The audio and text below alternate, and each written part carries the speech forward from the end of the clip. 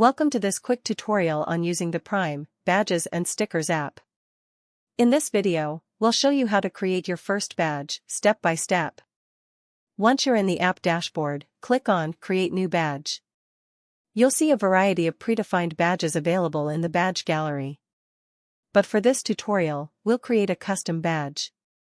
Now, choose the type of badge you want to create. We offer two types, text badges and image badges. Let's go ahead and create a text badge. We also support several dynamic data field badges. In this example, we'll use the inventory badge. With this inventory dynamic data field, the badge will display the total items of the inventory left. Once the badge type is selected, you can start customizing the design, including the badge shape, color, font, and style. After designing your badge, it's time to set the display condition rules. You can select from multiple rule types using the drop-down menu. Here, we'll use the inventory rule and set it to show when inventory is between 1 and 10. The Prime app also allows you to combine multiple rules for better targeting.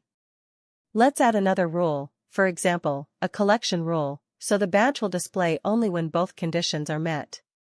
You can also unlock Pro and Gold condition rules, which are available on our higher plans.